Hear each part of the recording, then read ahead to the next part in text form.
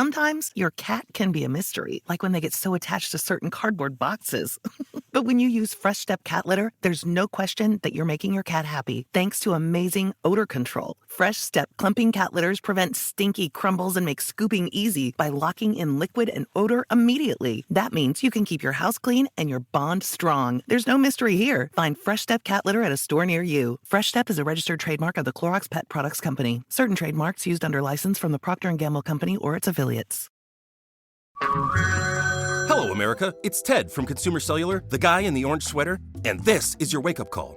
If you don't have Consumer Cellular yet, now is the perfect time to switch and save. For a limited time, new customers can get wireless service for as low as $15 a month for your first year. Yep, the same exact nationwide coverage as the leading carriers for $15 a month for an entire year. What are you waiting for? Call 1-888-FREEDOM or visit consumercellular.com and use code RADIO15. See consumercellular.com/firstyear15 for promotional details.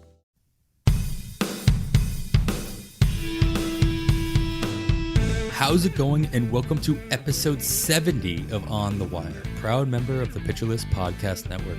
Follow the pod on the Twitter at OnTheWirePod. Of course, if you're listening on a platform that allows ratings and reviews, please take a second to let us know what you think. I am Adam Howe. You can follow me on the Twitter at 80grade. That's all spelled out. And for a slight change of pace, I will not be joined by my regular co-host, Kevin Hastings, who is without service, having a great time, no doubt, camping, hiking with his family. And so hope you guys are well out there. Stay safe, Kevin, and we'll see you back here next week. But in the meantime, I am very extremely lucky to have with me a very special guest and fellow Pitcher List podcaster, Pete Ball, to help break down the FAAB options we have this weekend. Pete can be heard weekly alongside Chad Young on the Keep or Cut podcast, most notably on Mondays, right after us, right here on the same feed that you're listening to On the Wire. Later, I'm going to make sure I talk to Pete about how he juggles and separates his mindsets of having a keeper league and redraft leagues, as Pete is in one of our On the Wire listener leagues as well. So he's got to juggle his keeper leagues and his redraft leagues, and how he kind of channels the different mindsets, especially when negotiating trades and what have you, and valuations on players. But before we do that, Pete, just first and foremost, thanks for filling in Kevin's shoes and joining me, man. How you doing? Thanks, man. I'm sure you're happy to have a fellow Red Sox fan instead of a Royals fan on the podcast here. I'm not upset. No, I'm not upset. Thank you for that warm introduction. I see you guys are on episode 70, and we're in such like lockstep, Chad and I, because we are episode 69 for us posts on Monday. Nice. So we are one behind here. Yeah, it's nice to see the pacing has kept pace, for lack of a better way of saying that, across the network for the most part. Yeah, it's nice to see that. Been going strong since February of last year, and it's good. You guys had a string in the off season, I think, where you filled in two or three episodes of another show that needed to take a break or whatever. So you got a chance to make up ground for a week that you might have missed here or there as well. So that was a nice way of getting in there. Yeah, just putting in the work. It definitely is a grind, but I appreciate you having me on today. I'm excited to try and fill those big shoes of Kevin. One thing that you guys do, both you and Chad, is you're not afraid to do the solo pod. And that is not something Kevin or I have tackled.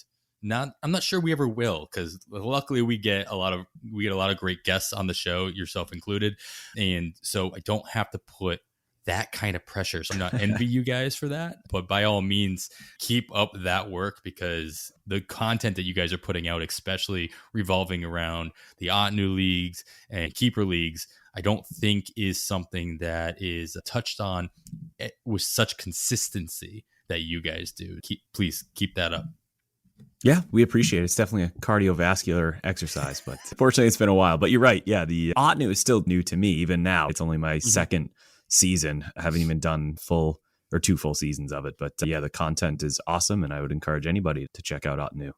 Yeah, I love the one league I'm in. Of course, you're in more than one OTW league now, I believe, at this point. So it's nice when you have more than one league on the same platform, because it's a lot more difficult to forget about them. Because all you have to do is remember one league, and you're like, oh, that's right, I have 2 or 3 other leagues on this platform. I have to make sure I'm paying attention to it. And obviously, it's on the Fangraphs page, so it's like most of us are utilizing both the Pitcher List player pages, the FanGraph player pages here on the site anyway. But it is something I keep telling myself I'm going to do, is cut down the amount of platforms I play on. And it doesn't matter that I only have one Otnu league. That will not be a league that I cut back on. It's so much fun. Yep, it's a lot of fun, but I'm right there with you. I'm in 21 leagues this year, spread across 4 platforms, and it's an absolute nightmare. It just, fortunately, none of them are Yahoo. Can't stand Yahoo. So you're not in any of the staff leagues then, in the Pitcher List? I dropped out of the staff leagues because it's on. I can't do 5 different platforms. And we opened up Keeper Cut Listener leagues this year, one of which you were in, and we went with Fantrax, and that was it. If we were doing Fantrax, there's no way I was doing the staff leagues on Yahoo. So sure, yeah, had to compromise somewhere. You chose your own Keeper Cut leagues over the Pitcher List staff leagues. Nick's not listening. It's cool. Let's move on to what we need to hear. What we need to actually be talking about is that's what's going on in baseball this week that may affect your FAAB considerations for this coming Sunday night. And as I always mention, there's lots going on, especially leading up to next week's trade deadline. But we're not going to touch on every single thing if it really doesn't impact too much what your FAAB considerations are going to be. There are other podcasts that you should be listening to for all that extra information. But for now, let's get right into it. There have been a couple of trades, Pete. I'm going to start with Tyler Naquin being traded from the Reds to the Mets as he joins one somewhat crowded outfield into another kind of crowded outfield, one that may be surrounded by players that don't normally play the outfield sometimes. But what's your take on the impact to both of these outfields in the lineups in general in both Cincinnati and New York? So we're really starting with the big trade here with Tyler Naquin. I got to start, go big or go home, right? Yeah, that's right. We're just diving right in. For the Mets, I really think this is actually going to impact Eduardo Escobar the most, which I found interesting. Anthony DiComo is a beat writer for the Mets, and he writes for MLB.com. Talked about how it is most likely Escobar that's going to get, the biggest hit from this. Escobar, first of all, has been terrible his first year with the Mets. Yeah. Typically an extra base hit machine and plays all over the diamond. And so if people are still rostering him, that's why. It's the versatility that he provides, because he's been bad. WRC plus is down around 91, I believe. He's had a brutal season. The Mets, though, are good against right-handed pitchers despite him. Escobar's hitting 199 against righties this year. And obviously that's Tyler Naquin's specialty, is to mash righties. So they're going to get even better against righties. But that's pretty much it. I don't think this is going to be, obviously not an everyday role for Tyler Naquin. And honestly, I wouldn't want Tyler Naquin in an everyday role. So for the Mets, I think, okay, they're going to be even better against right-handed pitchers. But if I have a pitcher going up against the Mets, it's already a tough matchup. It just got maybe marginally more difficult. For the Reds, I don't necessarily get excited by anybody this could open up time for. Instead, I'm still just holding out hope for my boy Nick Senzel. I do think more moves are coming for the Reds. Obviously, they're not done. It looks like more pitchers they're going to move, at least Tyler Mahle, but I wouldn't be surprised if Brandon Drury moves as well. So if anything, that lineup is going to get worse in the short term. So if you have Joey Votto, it might mean even less RBI, but I don't see a huge impact, honestly, for either team. Man, I agree, but I really hope, and I know my home league mates are listening, at least a handful of them are, I really hope Drury is not traded, because I cannot trade him for the life of me. Everybody's aware of his home road splits. Everybody sees the fact that they don't see it as a breakout. They see it as a fluke. And so I really hope he does not get traded, just so I can coast him through this league and be like, all right, now I'm not trading him out of spite. Yeah, the one thing I'll say about Drury is that obviously Great American Ballpark is the crux of this, right? That's why he's putting up these numbers. But I don't see anything in his profile that would tell me, if he doesn't stay in Great American Ballpark, that he can't keep doing what he's doing. Pulls the ball, lifts the ball. He's been fine. And I don't see anything in his profile that tells me he's going to get worse he's going to get worse even if he stays in Cincinnati. I think as long as he stays in Cincinnati, he's going to continue to be pretty much as good as he's been. Yeah, and the thing with Drury is if he gets traded elsewhere into a role that's not an everyday, that's not the top of the lineup, that doesn't provide him with the opportunity that he sees in Cincinnati. It's not just the park. It's not just, it's more the opportunity and the fact that he is literally the core of that offense, at least the spark plug of that offense at the top of that lineup. Yeah, still going to just echo that. keep Drury in Cincinnati. Plus, I'm only about an hour and a half outside of Cincinnati. So if I do go to a major league game, I'm in Indianapolis, there are no major league teams here, obviously. It would be in Cincinnati. So I would like to actually root for one of my core fantasy players when I go see a live game. We'll stay in Cincinnati, but Luis Castillo will not be, as he was traded to Seattle as they add and they bolster their rotation for what they hope to be their playoff run going through August and into September. So this is a less of a question on Castillo because he's readily rostered everywhere, regardless of any struggles or questions people might have. Nobody has really dropped Luis Castillo. They might have traded him for 80 cents on the dollar at one point or another, but regardless, he's now in a location where, again, not in Great America Small Park. Everybody would expect him to be doing a little bit better, but he's still rostered. He's not somebody you're going to pick up. But is there anybody that is now going to move into a rotation spot in Cincinnati that you've seen that you're interested in? And does this do anything to kick any interesting people out of the Seattle lineup? Or do you just see Seattle going to a 7-man rotation? So we can start with Seattle. They've done the 6-man rotation in the past. But I think the big thing, and this was on a lot of people's radars, is that they might go back down to a 5-man pretty quickly because I think they're going to be monitoring George Kirby pretty closely. Regardless of whether or not they traded for Luis Castillo, I think George Kirby was due to have some monitoring take place, and it already has. He got sent down, right before the All-Star break and skipped a start or something. But there was obviously no 2020 season for Kirby because he was in the minors, and he threw just 67.2 innings across high A and double A last year. He's already at 94 innings pitched this year. So he has blown past, what he's done the last several seasons. He's obviously a long-term piece for them. I don't think they bring in somebody like Luis Castillo to now have 6 solid starting pitchers without in the back of their minds thinking we need to do this because we're going to need to put Kirby on the mend for a little bit before we maybe let him loose in the playoffs or turn him into a bullpen piece for the stretch run. So a 6-man for now, 5-man going forward. On the flip side, Adam, you invited me on the wire before. I don't know if you remember, but I couldn't because I was on vacation. And while I was on vacation, I made the genius decision to stream Graham Ashcraft. I can't remember who he was facing, but it was an absolute bloodbath. It was like but it depends on when this was that you did it, because this conversation could have gone either way. Yeah, no, you're right, and that's why I streamed him. Because I watched highlights of his previous start, and that guy throws like 100 miles an hour. He looked nasty. I'm trying to pull it up right now. I should have had this in front of me. But anyway, my point being is he's the one that's all of a sudden going to get all this playing time, or I should say the rotation spot, at least in the immediate future, from Luis Castillo. As we know, Nick Lodolo just came back to fill a spot. Now, Tyler Mahle is probably going to get moved, like I said, which will open up another spot. But honestly, I don't want Cincinnati pitchers like Lodolo the rest of the year, sure. Mahle, if he stays, sure, even though he's terrible there. But Ashcraft is the one that would ultimately get more burn. He looks pretty good. His last outing, he didn't. The one before that, the outing I was talking about was against the Cubs, and it was 2 1/3, 7 earned runs. I think there was like a Christopher Morel grand slam or something like that in there. He's been largely hit or miss with a brutal whip. So maybe if he's on the road and you can stream him, like this would have been an obvious streaming opportunity on the road against Miami. Fine. But otherwise, nothing really interesting in Cincinnati.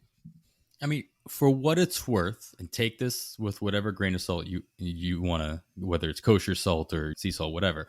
The Reds only have a handful of home games in the month of August, and they pretty much have an even split in September, but they only have 3 of their 8 series in August are in Cincinnati. So there's something there.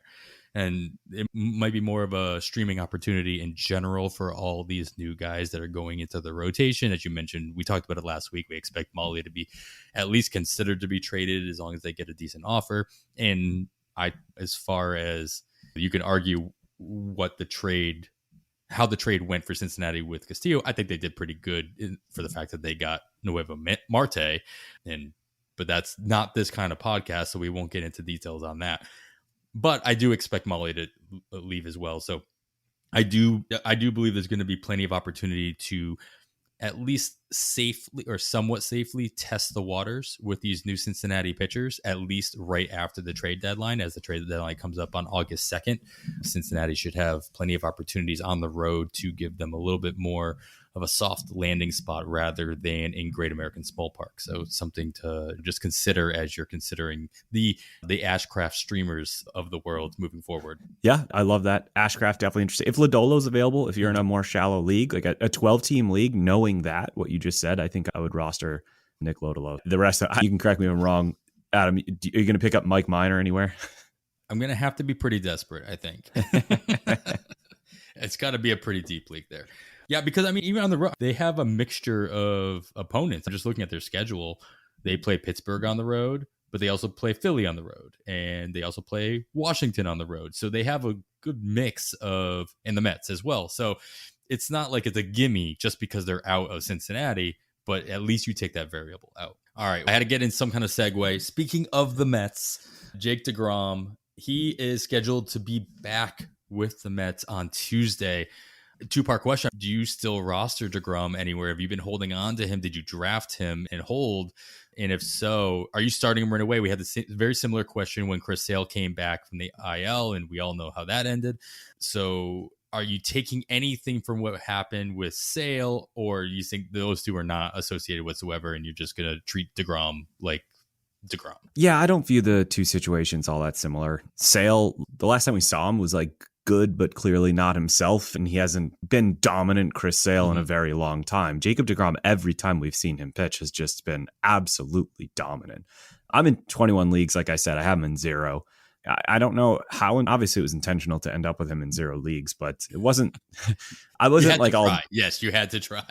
Yeah, no, that's fair. That's fair. It might have been like the pitchers going around the same time, and it's just a risk thing. But if I roster Jacob DeGrom in this hypothetical world, there's absolutely, positively no chance that I'm benching him for his start on Tuesday, especially since most likely it'll be against a Washington Nationals lineup that won't have not only Juan Soto, but also Josh Bell. It could be one of the worst lineups, and it already is one of the worst lineups in baseball. It could be an atrocious joke of a lineup on Tuesday with Victor Robles leading off or something. You got to unload DeGrom. It could be a perfect game for crying out loud. Yeah, as that is the trade deadline on Tuesday, there very well could be without the heart of whatever heart of that lineup still exists, the Josh Bells of the world, the Kyle Schwarbers of the world, and what have you. Not Schwarber, but like whoever is still attached to a baseball bat may not be swinging it at DeGrom's pitches come Tuesday. And with the full lineup, if they stick with a typical rotation, even a 5-man rotation, and keep DeGrom on there, he'll get that 2-step. So I'm with you. There's absolutely no reason to bench him, but he does take up a spot in that rotation. So you're going to see some less pitches from the Petersons of the world and the guys that have been filling in his stead. And when Scherzer was hurt and what have you, we're still waiting for McGill to come back as well. So something to monitor moving forward as we get through the summer. I think they said McGill's going to come back as a reliever. I thought I read that, which is interesting. He'll be on my radar for next year. He'll be one of those guys that maybe people forget about and you can get him. But you're right. It does hurt for David Peterson. Looked like he was coming into his own there. All right. We will stay in the NL East here as Miami sends Trevor Rogers to the IL. The question here, though, is this a blessing in disguise based on how he's been performing this year? Like for those who have held on to him through his, for lack of a better word, terribleness, with Max Myers also going in the IL, getting announced that he's probably going to get Tommy John surgery. Is there any other Miami rotation replacements that you'll be looking at? Yeah. So first of all, I think it is a blessing in disguise. If you're in like a 15-team roto or 16-team head-to-head and you drafted Trevor Rogers, I don't know, you probably still haven't dropped him. There's a decent chance that you've just kept him on your bench or maybe even used him some weeks and he's just been consistently terrible. And now you have the ability to at least stash him on the IL or at least feel better about dropping him if you don't have that option. It's crazy, Adam, right? Miami's a team that over the last 2 years, we're like, man, they have so many rotation options. They have rotation options out the wazoo. And now it's like, how are they going to fill out their rotation for the next couple of weeks? Yeah, Braxton Garrett's been looking pretty good. He's going to be an obvious stay in that rotation moving forward with the holes. Obviously, Max Myers coming up, you thought that he'd be a stay as well, as long as he didn't kick himself out of the rotation. And lo and behold, he also didn't pitch well on top. So literally insult on top of injury there. And so with Rogers leaving, they have all these guys that are on rehab assignment. We talk about it almost every week here between Sixto and Luzardo and Edward Cabrera. Hopefully, at least one of them gets through that rehab and they can jump right in. But I don't know that if you're going to rush these kind of injuries or these kind of rehabs from those injuries just to fill a rotation spot, because Miami's not doing poorly as far as the standings go. They're in the hunt still, which is as surprising as one may think it may be. If you're in that kind of a hunt at the trade deadline and you don't end up making a bunch of moves, you want to just keep any momentum that you might have had going, and you might be tempted to force your hand and push these guys a little bit further, knowing that you have multiple guys that can come in. Now, I don't think any of us expect Sixto Sanchez to come back anywhere close, especially after all the history we've heard of him throughout the season, not throwing, and then all of a sudden throwing from 60 feet, and then all of a sudden not throwing again, or what have you. So not something I'm too interested in, though. Garrett is somebody that we've talked about on the show before that I think is, now that he has a more solid hold on a rotation spot, I believe it'd be somebody worth at least considering if he's still available. Yeah, Garrett's interesting. It feels like all of his success has come against the Pirates, which gives me a little bit of pause. But at the same time, he did pitch well in those games, and a lot of us are desperate for pitching at this point. You hit the nail on the head with Cabrera and Luzardo, right? It has to be them, and I think Cabrera is a lot closer than Luzardo. They both looked pretty good in their last rehab outings. Cabrera, he's been out for a month and a half now with elbow tendonitis, and that's the thing too. You said they don't want to rush these three guys back. All three of them, not just injuries, but arm injuries, which is concerning. But Cabrera, 5 full innings at AAA. He allowed just 1 hit and 0 earned runs. I think he's worth stashing. That first outing when he got called up over a month ago against Colorado, he was nasty. And Luzardo, I think, has an even higher ceiling. But he was not quite as good in his most rehab outing. I think he's probably a week or two behind Cabrera. And that's not me reading from anything. That is just completely guessing. I expect both to be back in the rotation before the end of the season. So if you have the space on the IL to stash one of these guys, or you just have the space in general and you're that desperate for pitching, I think Cabrera is closer, but both are pretty interesting. Yeah, I think the thing to take away from this, though, is that at least with Luzardo, you always thought that there was this chance when he did come back, he wasn't going to make it into the rotation. He'd go back into a bullpen role or a longman role or something like that to ease him back in. But with everything that's going on with the current rotation, as you mentioned at the top of this segment, it's you just expect them to always have a full rotation, and they are far from that right now. So it does give him a clear path into that rotation. Same with Cabrera. For sure. All right. In San Diego, moving to a bullpen note here, they announced that Taylor Rogers was going to get a break, very similarly to what the Rangers did announce with Joe Barlow. Taylor Rogers not going to be closing for the Padres, at least in the near future. They want to give him a break, though it did mention that the best team is when Taylor Rogers is their closer. So I totally expect him to be back in the role, even probably full time in the coming weeks, at least by the end of the season come playoff time.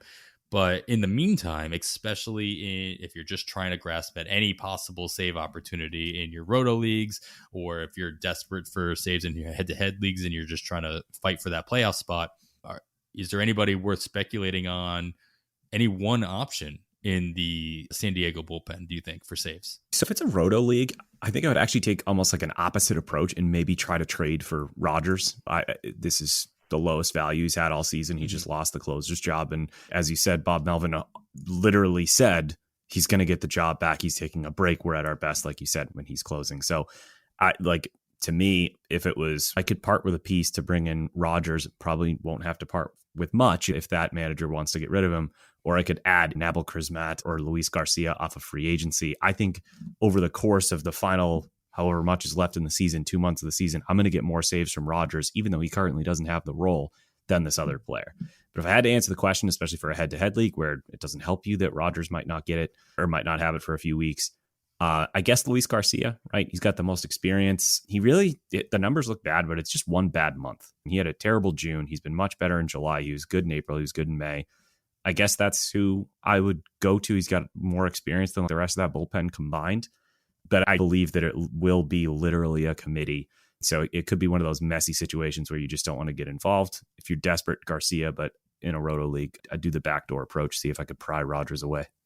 Yeah, I like that. I like that approach. As soon as you said that, I started pulling up my home league, my head-to-head league, and to see if it was on a team that might be selling. And of course, it's in a team that's in first place overall, so he's probably not going to be doing that. At least not be selling them cheap. No, exactly. I'm good. I can hold on to this.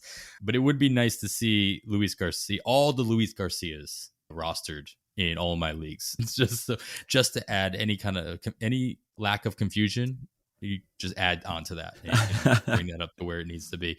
Yeah, Garcia is, at least on Yahoo, and I know you specifically said you don't play on Yahoo, is one of the most highly added players in the last couple of days.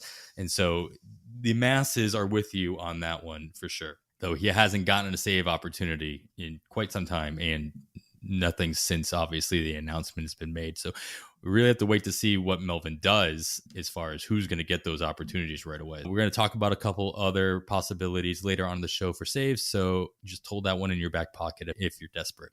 It also is an aggressive team, though, right, Adam? If they miss out on these major targets like Juan Soto, I could absolutely see them trading for a Trey Mancini, Dylan Tate package. And then all of a sudden, Dylan Tate becomes the obvious answer to close games while Rodgers is on this break. So just it seems silly to say, but with the trade deadline so close, this could change by the time this airs. Yeah, it's interesting to realize that, yeah, all these closers or relievers, they get traded to teams and they usually lose the closer job and go into the bullpen. But at least in the short term, you're right. San Diego could very well go and trade for a non-closer and make them their temporary closer, like a Tate or anybody else for that matter. Or a closer could keep their job, at least in the short term, like a David Bednar or something like that. So that's an interesting take to an extra wrinkle to think about come Tuesday. It's a good way to put it. Like it doesn't really make me feel any differently about the situation. Just maybe marginally less interested in Garcia. Not very actionable though. Something more to think about because that's what we need. Yeah. More variables. All right, let's go to Kansas City. Even though Kevin's not here, we got to talk about Kansas City a little bit. As he alludes to pretty much every week, there are probably a slew of trades happening for the Royals come Tuesday. But in the meantime, they got Sal Perez back. Kevin mentioned him as a spec ad last week as he was starting his rehab, but I think he came back. I don't want to speak for Kevin, but I'm assuming he came back before even Kevin thought he would be coming back based on his notes. But no trades yet for the Royals, but in return for Perez, is there any other player you're interested in speculating on for additional playing time if these trades do happen and they jettison a few other veteran pieces? It's tough, right? Because you feel bad for Edward Olivares, who like this would have been his chance, right? I always feel bad for him. Yeah, like it's a trade deadline where the Royals do look like they're going to part with a bunch of pieces, and he would have obviously slipped into some consistent playing time. But I want to say it was a quad injury. I can't remember what's up with him, but happy Perez is back and hitting tanks off Garrett Cole. It's great to see, but you're in the short term, all those guys that got called up for that Toronto series have either been sent back down or now have less playing time, obviously, because half the roster is back and playing at least until the trade deadline. And the one name that was like exciting when I saw all the call-ups and whatnot was definitely Nick Pratto, right? Nick Pratto, a consensus top, 60 prospect, probably big power first baseman. It was cool. He was one of the group that got called up to Toronto, and it looks like he's stuck, but he hasn't done much with the opportunity. That's my only thing. From a baseball perspective, he may have. So he posted a 30.6% K rate at AAA this year. That's bad. It was 28.5 last year. It's clearly a problem, and so far at the major league level, it's 29.5. It's just not going to play for fantasy. However, if you want to hold out hope from the Royals' perspective, now that he's up, he has a 120 WRC plus in this very limited amount of time. So if they do view him as a contributor and he sticks, he might be somebody just worth keeping an eye on because there is a lot of talent, but there's upside and there could potentially be playing time once the trade deadline comes around. And like I said, he's already up, so it's not even like this speculative prospect ad. I don't think he's going to face a lot of lefties, and it might be inconsistent, and he could just be bad this year. A 30% K rate is not great. Mm-hmm. But if you're looking for somebody and Olivares is not the answer, then I think it'd be Nick Pratto for me. And Nick Pratto's, that's a good one. We talked about him a couple times. Obviously, you have guys like Vinny Pasquantino who just came up, and that's the last time I'm going to try to say his name. Kevin, by all means, I give you all the props in the world. I didn't give you enough props last week. You always say his full name. And that's going to be just call him Vinny P. I know. I'm just going to go Vinny P, or one of the many really good nicknames that Rob DiPietro has been giving him on Twitter rather than the Italian breakfast. We will go Vinny P moving forward. He's an obvious one as another rookie, though he's been in the game. If he's healthy, he's been DHing and playing first base every single day with Perez. They're going to force him back behind the plate. He play catcher as we're recording this on Saturday. Even coming back from the injury, they're still going to shove him back there, but he's going to play his good share of his games at DH, which obviously is going to push Vinny P to first base, which, to your point, pushes Nick Pratto to either forcing him into those outfield spots or to the bench or even back down to AAA in the short period of time. I'm sure we'll talk a lot more about it next week after the trade deadline happens. I'm happy to see that for the most part, we're not going to see MJ Melendez has found a way into the lineup and the top of the lineup every single day with a mix of catcher, outfield, and he was even dabbling with corner infield positions in the minors as well. I'm very happy to see that it doesn't appear that his playing time will be affected too much. Okay, so both Vinny P and Melendez I definitely like more than Pratto. Definitely more just one of those deep league dart throws. Vinny P I like even more. I expect him to be studly based on those underlying numbers and the plate discipline and stuff, but we'll see. Yeah, and just to correct myself, I wrote this note before it happened, but obviously with Andrew Benintendi being traded to the Yankees, there have been another trade for the Royals. Doesn't really impact with Sal Perez, but with the players moving around as much as they do between the infield and outfield, playing multiple positions, it will allow the dust to stay up and not settle for a little bit longer, I think. So some obvious holes in the outfield now with Benintendi out allows more speculation for sure. All right, recent trade. I think this actually happened either today or yesterday. The Cubs, they traded Chris Martin to the Dodgers, reliever, to their bullpen. And in return, they receive our boy, Zach McKinstry, in return. Haven't been able to talk about McKinstry in quite some time, and I'm very happy to see his name pop up. Hopefully, and I want you to prove me right here in a positive light, is there a playing time for McKinstry in Chicago? And why is your answer yes? Yeah, great. Another one of these like fringe Dodgers players that everybody wants to like get them to a new place so they have playing time. It's the Cubs, so sure, why not? They could be playing time. The biggest opening would be when they inevitably trade Ian Happ. Ian Happ has really been studly this year. For the last month or so last year, he was terrific. I think he's going to end up getting them something, and that'll obviously open up playing time for McKinstry. Through 223 AAA plate appearances this season, he's hitting .335 with a 129 WRC plus and just a 14.8% K rate. It does only come with 4 homers and no steals, so he might be one of those guys that's not like that fantasy interesting, but his glove and the fact that he bats from the left side should result in a decent amount of plate appearances once Happ does get moved.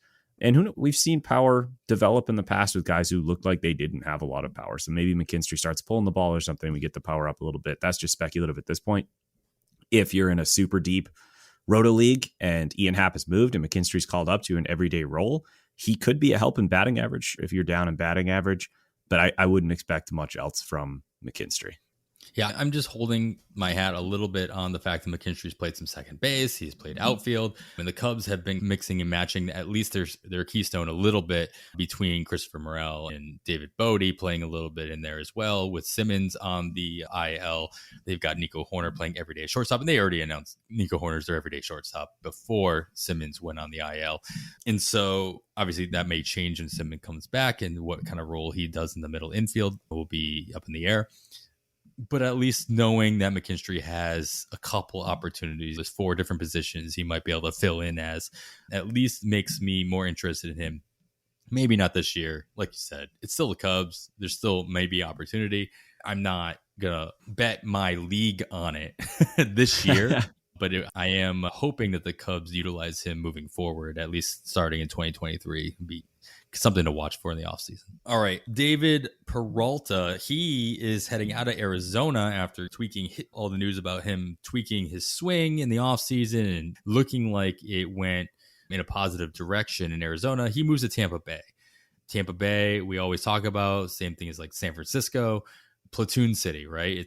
They're gonna utilize their hitters to the best of their ability, and if their ability is to hit lefties, they're just gonna hit lefties. If their ability is to hit righties, probably didn't, and they have to be really good. They have to be the Wander Francos of the world for the most part to get those everyday playing time. So if you're rostering Peralta anywhere, probably in the more deeper leagues, how are you feeling about this move? Is this a wash, or is this something that you're excited because he's going to a better team and may have more opportunities for counting stats? Yeah, I definitely don't feel good about it, actually. It's the Rays, so not great, period. On like a separate note, before we talk too much about Peralta, this is causing a lot of buzz about Corbin Carroll, and maybe I'm wrong, and he's called up before this episode even airs, but I reject this idea that you have the number one prospect in baseball who's tearing up AAA, and you can't call him up because, damn it, you have David Peralta. And unless Peralta moves, you got to keep this kid in AAA. Like, I get it. There's now technically an opening. So like maybe Corbin Carroll gets called up. I think he definitely will before the end of the season. But this idea that, now that immovable object in David Peralta has finally been moved for this huge haul, we can now call up Corbin Carroll. I reject that idea. They still have Pavin Smith. They still have the Cooper Hummel. All sorts of guys that could come up and fill in. I get the buzz. Obviously, it's exciting. It's the number one prospect now, I think, in baseball in Corbin Carroll, but I'd pump the brakes there a little bit. In terms of Peralta, he hasn't been that great anyway. It's a career worst 24% K rate. It's the lowest max exit velocity of his career as well. He's leaving a pretty middle of the road ballpark for hitters to a definite pitcher's ballpark for hitters. So yeah, the lineup does get maybe marginally better. I don't know. The Rays are beat up. They're not as great as they were last year. That's for sure. Compared to Arizona, they're definitely a bad lineup. But when you consider everything else, it's not that great. And you hit it. Unless he proves he is so good that he doesn't need to play the matchups and he's just an everyday presence in the lineup, then like they got Wander Franco coming back. They got Harold Ramirez coming back. Eventually, they're going to have Manny Margot coming back, who's starting to run, and who Kevin Cash says he hopes to have back when first eligible on August 20th. That's three players that you can make the case are better than David Peralta, and that could be trouble for him. So in those deeper leagues where I got him, I think he's replaceable. Knowing the Rays, this won't shock me if Peralta ends up getting DFA'd before September. I don't even think rosters expand one or two roster spots now. It obviously doesn't go to 40 or even 30. It wouldn't shock me with the Rays. He was already platooning in Arizona, so it wouldn't it would shock me more to see him get more playing time in Tampa Bay, for sure. It would be something I'd be concerned about. Going back to Carroll, something I just thought about, and I'm wondering if this plays any kind of role, is obviously with the change in the CBA. And you wrote an article about the different rule changes that we might see from a possible CBA long before the CBA happened with the possible shift ban. But one of the other things we talked about was rookies that we might see come up at the beginning of the year because teams are incentivized in getting the draft compensation if their rookies fare well in rookie of the year balloting, which is ridiculous, by the way, but that's a side note. If Arizona were to call up Carroll now, he very well could lose rookie eligibility this year, not be eligible for rookie of the year next year. Thus, Arizona might be losing out on a possibility of draft compensation. So it actually adds this weird wrinkle, I think, into the whole, I'm going to hold back this player from getting the extra year of control. So we're not going to see them until the end of April instead of opening day. All right, now we're going to hold them back until the end of June to be sure we get through Super 2. That's the next milestone. But now you got to consider that they hit their rookie. We might not see these other prospects until the end of August or into September, as the quote September call up, the cup of coffee, as we used to call it when rosters expanded, because they don't want to lose that rookie eligibility for next year and lose out on the possibility of getting that compensation. I could be way off. Obviously, teams may not be thinking about this at all, but I find it hard to believe that they're not thinking. But why would they even consider putting that in the CBA if it wasn't something that they were interested in receiving for calling up these rookies? Especially for it's a great point, especially for a player who has such a good chance of winning the rookie of the year. Exactly. Though we could have said the same thing about Spencer Torkelson, and topic for another podcast. Oh God, still pain. All right, let's close it out here. with another trade, the biggest trade of them all. St. Louis Cardinals, they trade Edmundo Sosa to the Phillies, which allow ultimately, I'm not even going to ask you about Sosa's role with Philadelphia. I'm not worried about it. But I am curious to know what your take is on the fact that they it seems as though they did this in order for them to make room to call Paul DeJong back to St. Louis. DeJong has been pretty terrible at the beginning of the season, though in the offseason, it was stated that it was the starting shortstop job was his to lose. He did, but he was given the opportunity. But he's been faring pretty well in AAA, hence the reason why he was called back up. So what are your expectations now that he's back in the Cardinals lineup as far as his production and in playing time in general? Sure. The Cardinals look like they're going to be players at the deadline, but I think they're obviously prioritizing starting pitcher more so, which could keep DeJong's role pretty safe. If you're in a deep roto league and you need power from a position, maybe not shortstop, but definitely middle infield that doesn't usually yield a lot of power, he could be an interesting add. I don't expect much otherwise. I don't think he's a consideration in anything shallower than 12 teams. And that includes 12 teams. I wouldn't consider him just yet anyway. He turns 29 actually in a couple days, so happy birthday to Paul DeJong. But it isn't like he hasn't had a decent run to show us something. And while he did do well in AAA, the pitching at AAA, like I said before, hasn't been great. He should perform well there as a 29-year-old, as a guy who's had regular roles on major league teams. Like, he should be doing well at AAA, and he still struck out about 23% of the time, which isn't atrocious, but it'll assuredly be worse when he gets back to the major leagues. I expect St. Louis, like I said, to acquire pitching, and they might end up kicking the tires on middle infield help as well that could limit his play time. So in deeper leagues, if I need power, I do think he could be an interesting add because he can be streaky. Paul DeJong can go on those streaks where over a 2-week stretch, he hits 6 homers, but otherwise I wouldn't consider him too much. He probably started one of those streaks today as he hit a home run today in his return to the lineup. That had to feel good for him. I'm happy for him. Started at shortstop, batted 7th in the lineup, hit his home run. The game's still going on. It's only in the bottom of the 7th. He's 1 for 3 with a 2-run shot, and good on him. I'm sure. Hopefully he got some kind of. Oh, he's in Washington. He probably did not get an applause there. As you can tell, I would have been clapping for him. Yeah, there we go. All right, that's gonna do it for this episode's news and notes section of the podcast. As always, I'm sure, like I said, I'm sure we missed something worth noting. Make sure you're keeping up with all the extra news of every single day by listening to the First Pitch podcast alongside Chad Young, Scott Chu, Daniel Port, and Kevin Hastings. They break down all the news, highlights, and observations from every day's worth of games, as well as looking ahead at each slate to keep you up to date with everything you need to know with you to win your fantasy league. In just a moment, we're going to talk to Pete a little bit about how he manages his keeper leagues and his redraft leagues, especially since he's got 21 different leagues. So it's not only is it nice to know that I've got a fellow Boston fan with me today, but also somebody who is silly enough to go over the 20 league mark this season. So we can talk a little bit more about that a little bit later. But before we do that, we're going to take this quick break. Hey, Alex Fast here, and thanks for listening to this podcast on the Pitcher List Podcast Network. If you're a fan, consider supporting all of us by getting a PL Plus subscription, where you're going to get an ad-free website and get access to our Discord, where you can talk to all of our podcast hosts and staff. Plus, you can hang out with our incredible Pitcher List community. It's basically a baseball sanctuary year-round for as low as $8 a month. You can sign up at pitcherlist.com/plus, and you're going to get your first month free with promo code podcast. Also, don't forget to check out everything else we do as well, from YouTube videos, live streams, newsletters, off-season articles, TikToks, breakdowns, over 15 baseball podcasts on our network. We can't stop talking about baseball even during the off-season. So sign up for PL Plus today at pitcherlist.com/plus and use promo code podcast to get your first month free. All right. Thanks for listening. Let's get back to the show.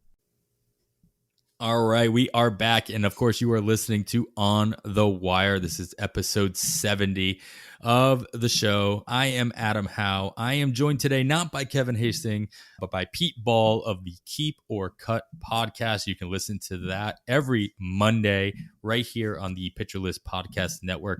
And because I've got a co-host of the Keep or Cut podcast, I've got to talk a little bit about some keeper league mindsets, if you will. And as we mentioned before the break, Pete, you have 21 leagues that you're playing in this year. What is the percentage, or what is the split of the formats that you're playing in between keeper leagues, redraft leagues, and any other format? Obviously, a lot of people separate dynasty from keeper leagues, but as a whole, you can consider those similar enough in a way. There are obviously different formats of those. So there's keep forever leagues. You lose a round of draft picks in most keeper leagues and what have. There's different costs for different keepers. What are your splits between the different types of leagues that you're playing in? Sure, yeah. I'd say I know for sure 2 of them are dynasty. And then if I had to guess, it's pretty close to an even split between keeper and redraft. I'd say probably, 2 are dynasty. I'd say 10 keeper and then maybe 9 redraft. I think that might sound about right. Maybe actually a little bit less redraft, more keeper, because almost all of my leagues on ESPN are keeper leagues. I do prefer head-to-head categories, but quite a few of those are roto categories as well.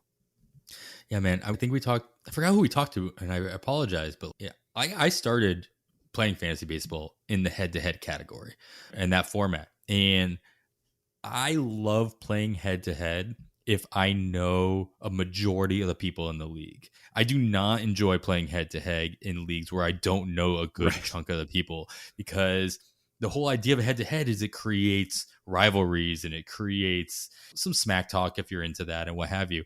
But I prefer roto when I don't know, when it's more anonymous, when it's more like, all right, I'm in a competition with 11 or 14 other people and I want to win. But if I'm playing with people I know, I prefer it to be head-to-head, because throughout that week, I'll be texting them or I'll be DMing them or what have you. So I do prefer that. I would never want to change my home head-to-head dynasty league to a roto league. It would take a lot of the connection that you make with different people in your league away. But besides that, all right, so you got an even split between your keepers and your redrafts.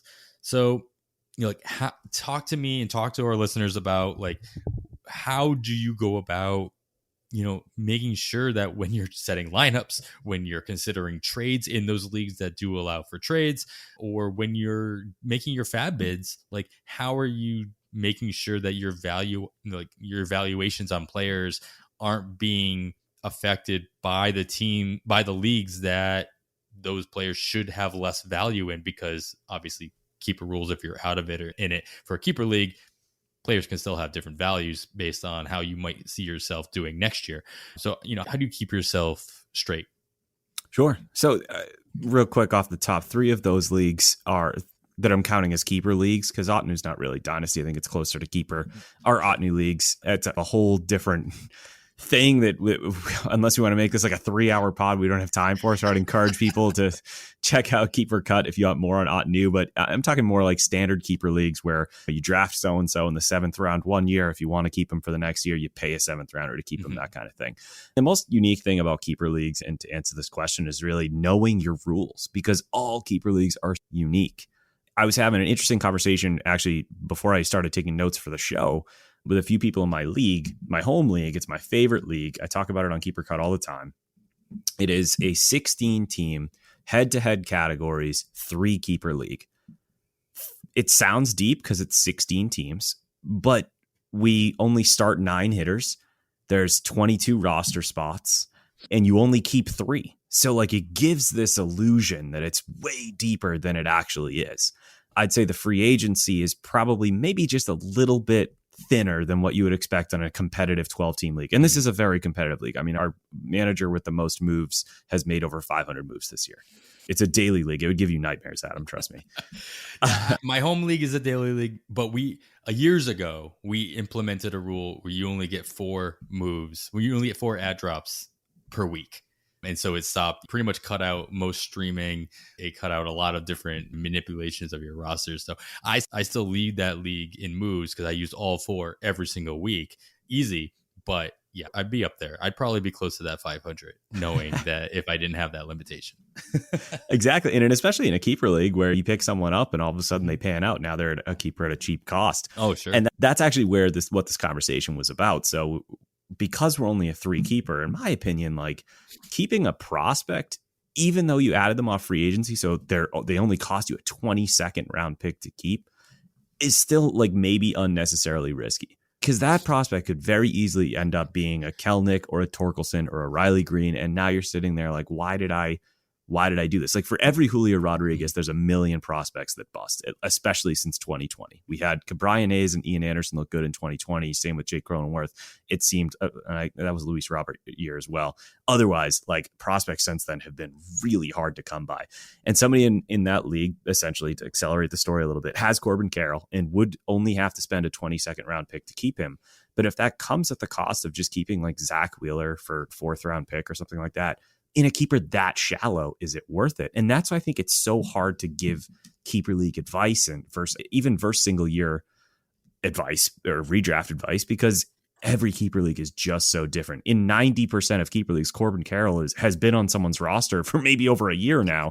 In others, he's on free agency, and that's a beast. Know your rules. Yeah, we talk about this that's why nobody talks about point leagues for the most part, because everybody's point league is different. Everybody's setup, unless you're talking about a very standard, like if you're talking about NFBC cut line or the Razzball, like anything on that platform, they have very standardized points and whatnot. And yes, obviously Yahoo, CBS, even Fantrax, they have their standard, their set points league. So if you just start up a league and you don't want to think about it, you just use their default settings. Most leagues don't do that. Most leagues want the flexibility of changing it up. I did a whole episode with you guys on Keeper Cut about what we wanted the rules to be for the Keeper Cut listener leagues. And so like we debated whether or not they were this rule or that rule or whatever rule was what we wanted to do first year of the league. So I think it's rare that you hear what you talk about the default rules. And honestly, like we get questions all the time, right, in the Pitcher List Discord about trades, especially now in most leagues, their trade deadlines are right around the same time as the major league trade deadline or just after it. And keeper costs come up a lot. And so it's hard to gauge. You need to know so much information to give confident and accurate advice as to what to do. Otherwise, you give the best that you can based on the information that you're provided.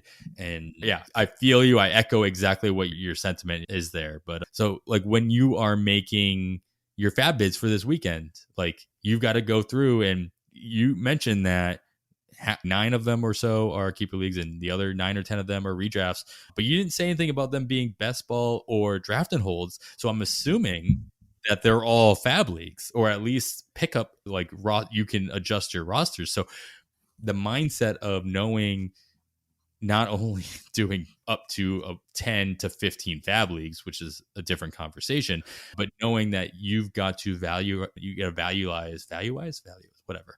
I like it.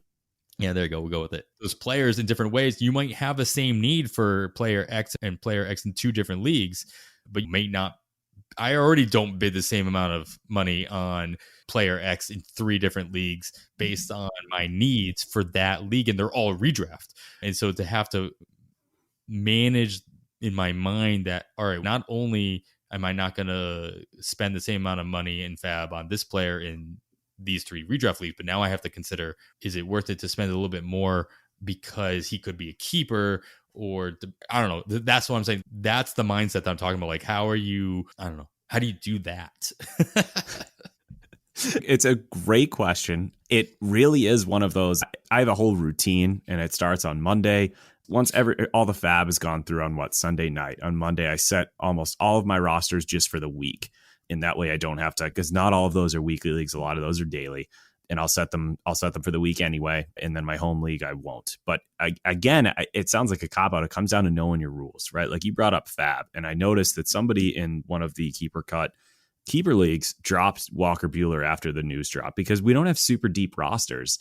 And so if your IL's all filled up and you drafted Walker Buehler, so you have to pay whatever the keeper cost is, and you already know I'm not going to use a 2nd or 3rd round keeper cost on Walker Buehler, you drop him. I knew the rules were if I added him off free agency, now his keeper cost is equal to a free agent. So I spent a 5th of my FAAB on Walker Buehler, who's basically out the rest of the year, and I'm in first place in that league, so it would hold me back. But now I have this really valuable keeper who I was able to flip straight up for Freddie Freeman.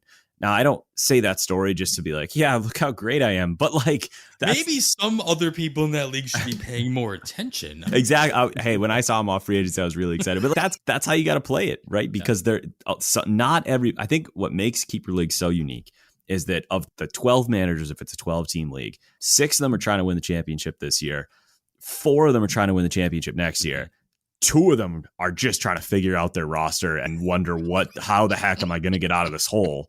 And it just creates interesting trades and moves and everything else. So it really does sound like a cop-out, but it's knowing your rules. And then there's other things, of course, you got to pay attention to that make it tough, right? Like I get Alex Kirilloff, who I'm still waiting to break out. And it felt like when he made it back finally after all the wrist stuff and tearing up the minor leagues, it was like, oh, here he is. He's arrived. He's gone cold again. And it's a shallower league. But it's Alex Kirilloff, who is a consensus top 10 prospect, and it's a keeper league. So I'm trying to compete. Do I drop this guy? Do I hold on to him? So that it is a constant balance. I don't know how much of that is helpful. It's just, I go through that too. There you go. No, sometimes just knowing like that other people are going through the same mentality, like the same issues, is just as helpful as actual advice of how to fix the problem. One last thing we want to talk about is we talk about, obviously this is a FAAB show. We talk about FAAB 99% of the time. So when you're making these FAAB speculations in both, just stick with specifically with keeper leagues prior to the trade deadline. This year, obviously they changed it. They can pretty much make it any day they want around the end of July. This year they decided to make it on Tuesday, August 2nd, which sure, why not? Yeah, power move. Yeah, I get not wanting to make it on the 31st because it lands on a Sunday, which though for fantasy, especially head-to-head leagues, that's so much better. Why aren't they considering us? I know, right? Why not? We are people too. But when we're making FAAB Biz this Sunday, coming up to knowing that the trade line is happening, how are you going into that? And we're going to talk about that with some of our recommendations. I've looked through the list, especially 2 or 3 of mine at least, knowing that some trades are going to happen after this FAAB. And then we're going to have a whole nother 5 days to consider the ramifications of these trades before the next FAAB period. So how are you making those considerations when you're making these speculative ads going into this Sunday?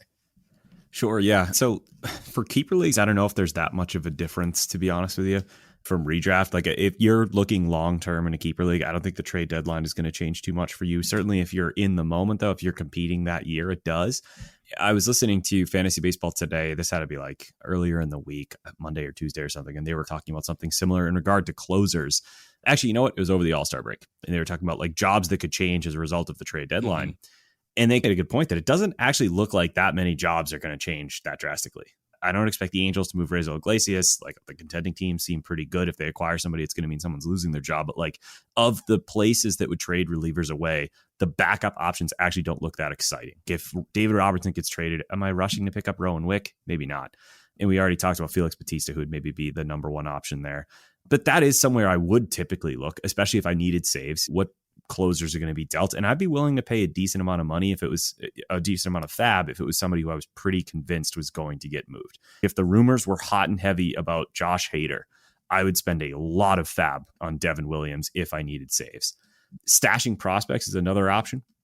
Last year, it got the vibe that major prospects were going to move from the Dodgers and that likely Keibert Ruiz could be one of them because they already had Will Smith. As we saw, they did trade Keibert Ruiz, and immediately he gets called up and he's in the lineup and he's pretty good.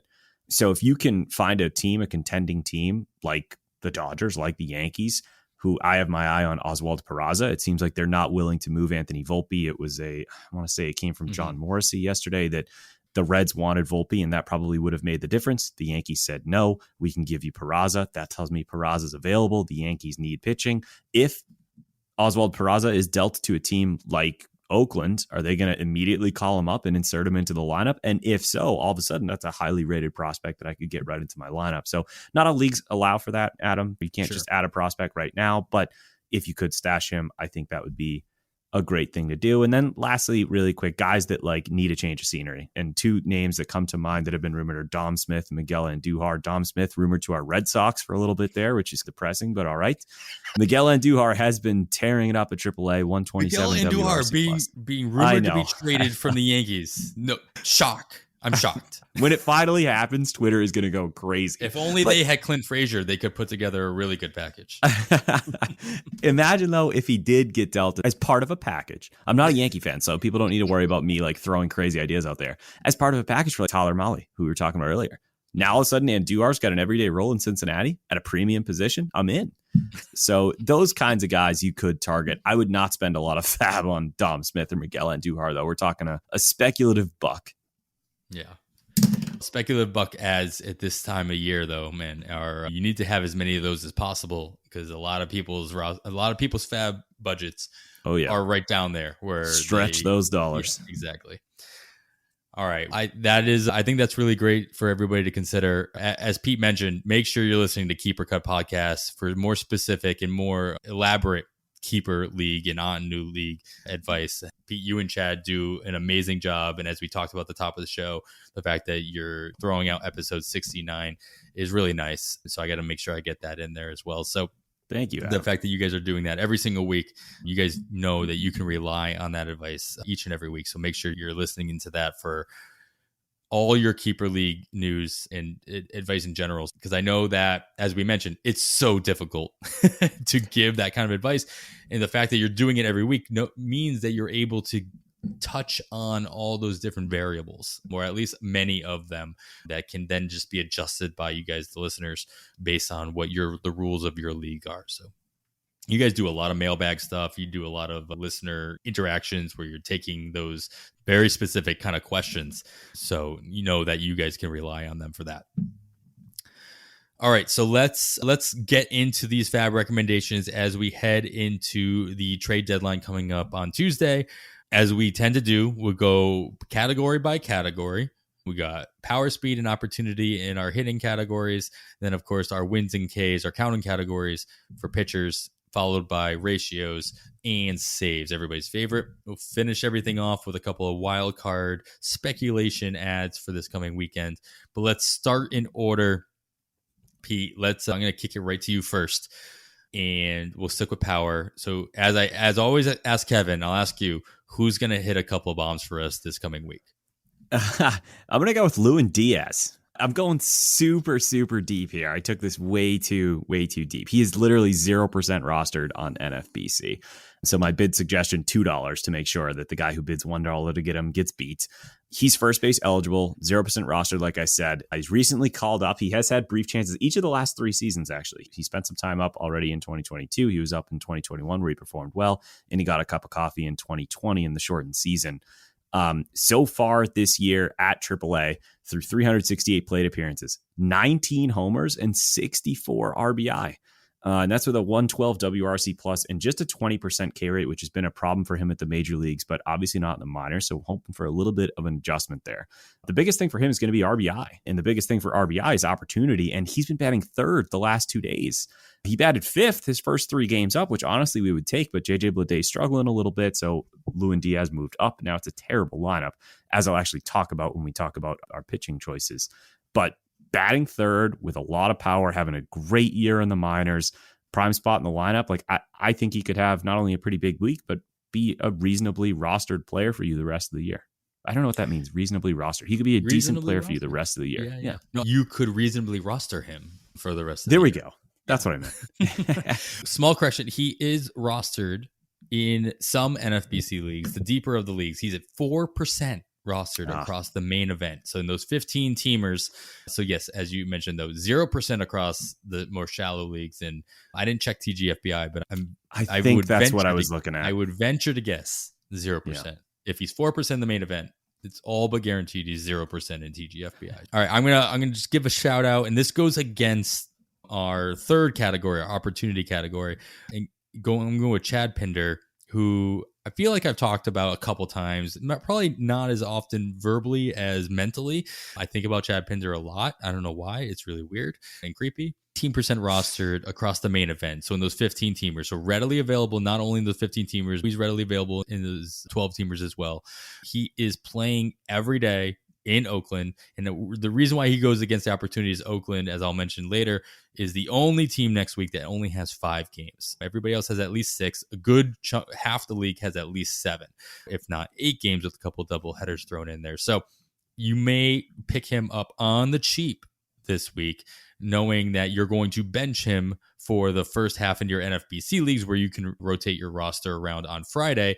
He'll get the full 3 games. He's playing every day there. He's playing every day in left field and now at first base. So he's a couple of games away from gaining that first base eligibility in most formats. But by the time, maybe this time next week, he may have that if he sticks in that spot.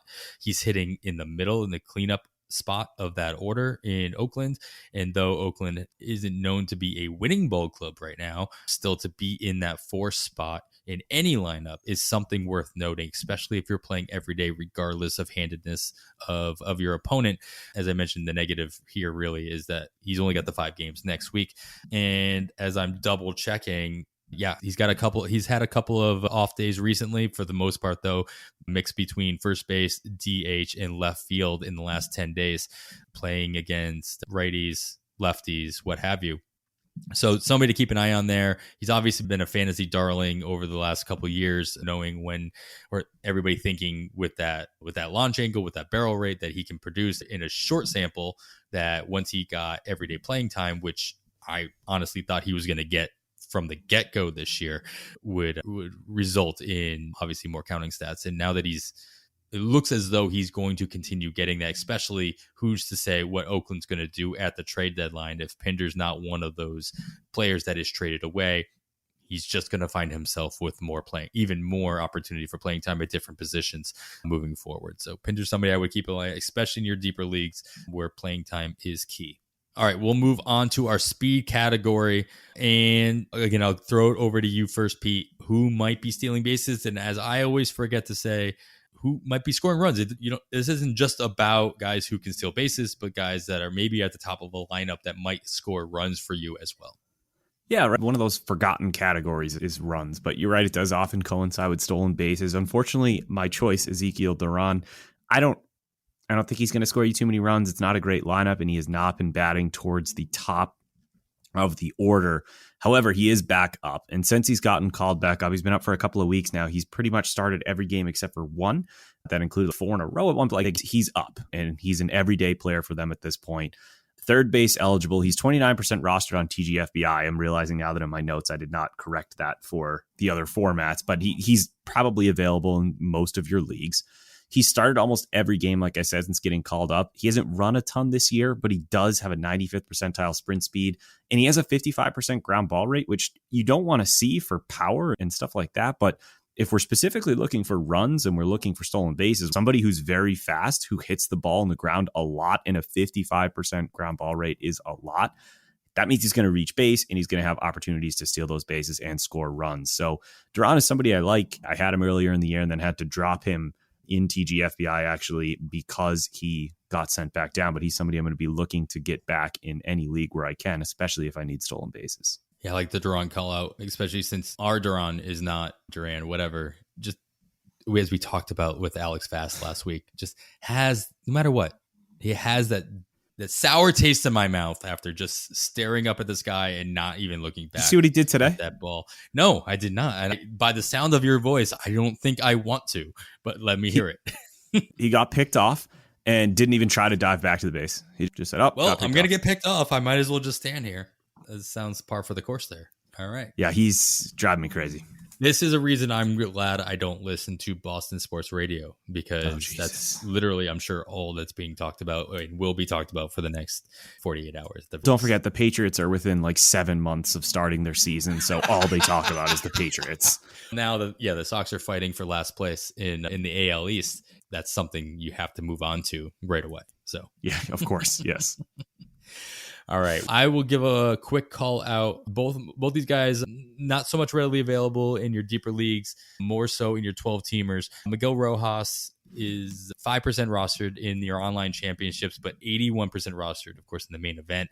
Shortstop for Miami. He's on a little bit of a heater lately. So obviously you don't pay for past production. You want to pay for what you're going to be doing in the future.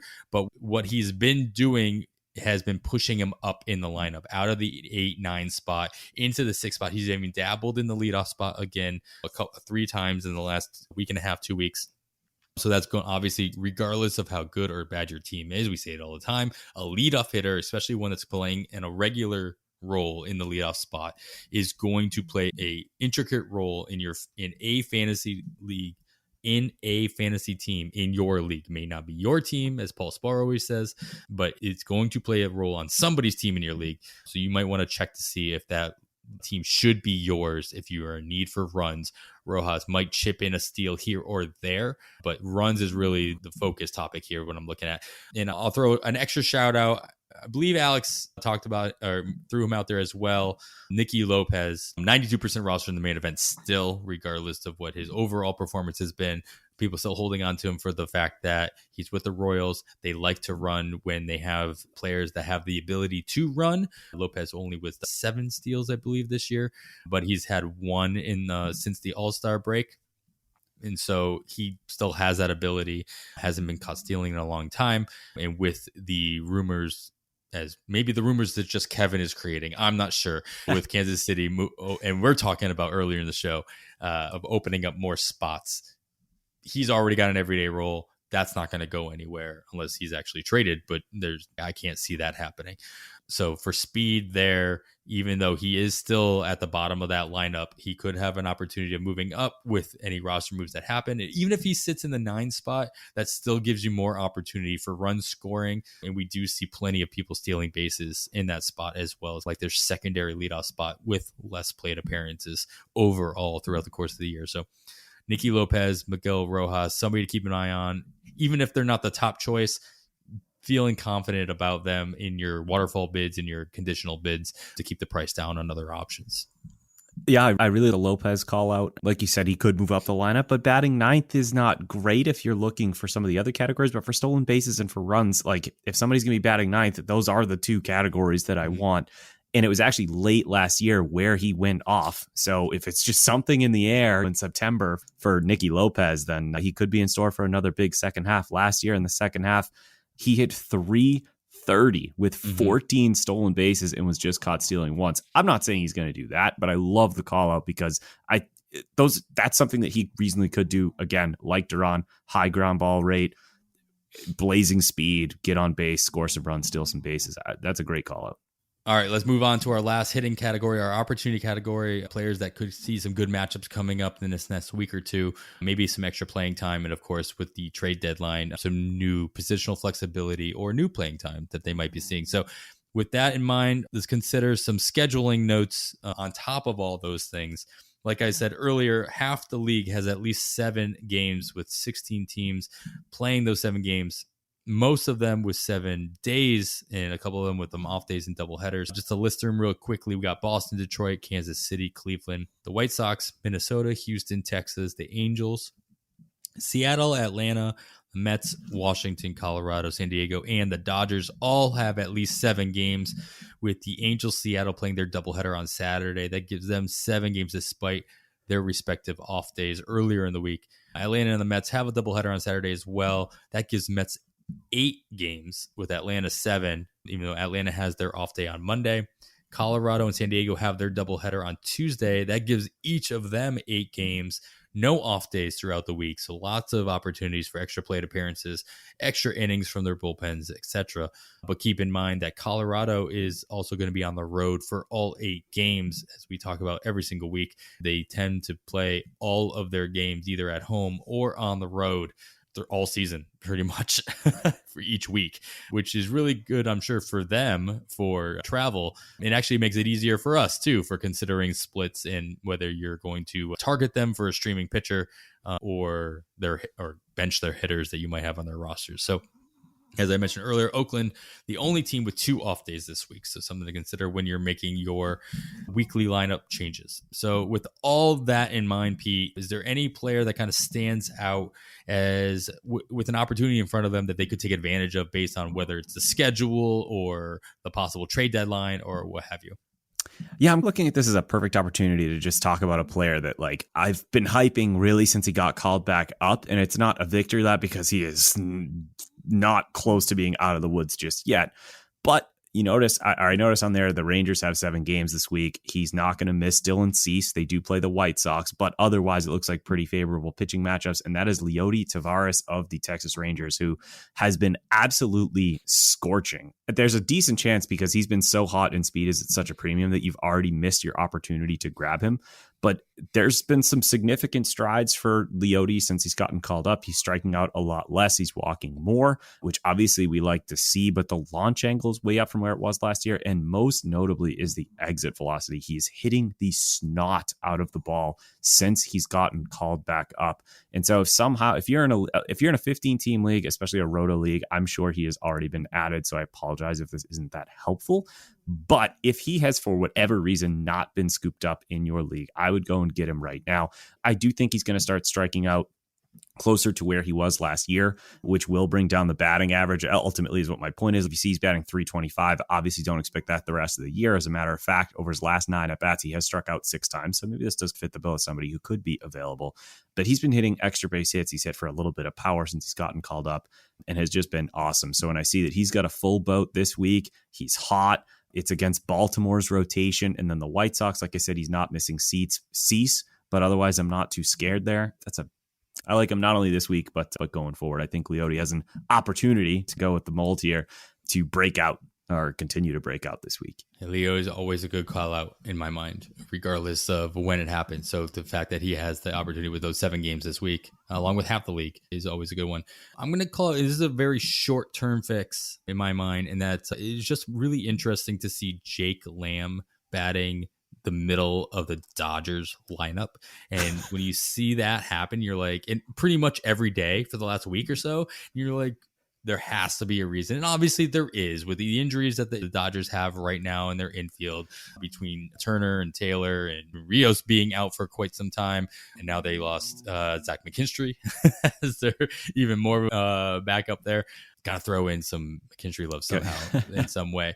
Yeah, we haven't done enough yet. Yeah, if I force it, it's fine. It's fine. I'm just going to force it. But the fact that he is in there, and with Turner missing this weekend with an abdomen issue, who's to say how much time he's going to play next week? I don't expect Lamb to be there past that. But in this time with the Dodgers, as of recent, he's been doing really well. He's been, like I said, he's been hitting 4th or 5th or even 3rd at times. Most of his time filling in a DH. He played first base a couple games as well. So anytime you can get an opportunity maybe to get that cleanup hitter or the middle of the order of the Dodgers lineup in your lineup, especially as Dodgers being one of those teams that has 7 games as well.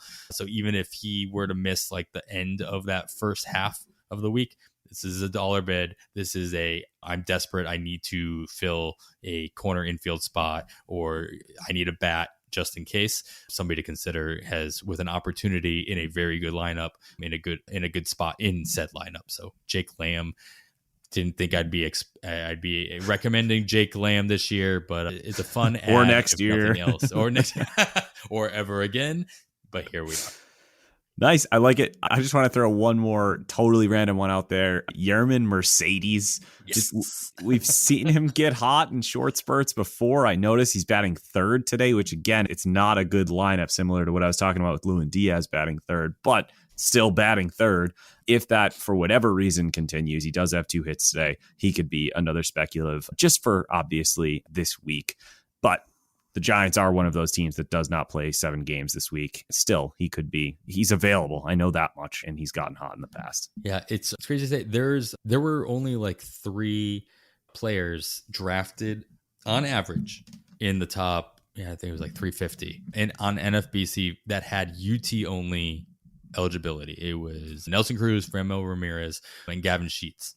If I'm not mistaken, I might be missing somebody even lower on there, but now the only player with UT only eligibility in the main event that's rostered is Nelson Cruz.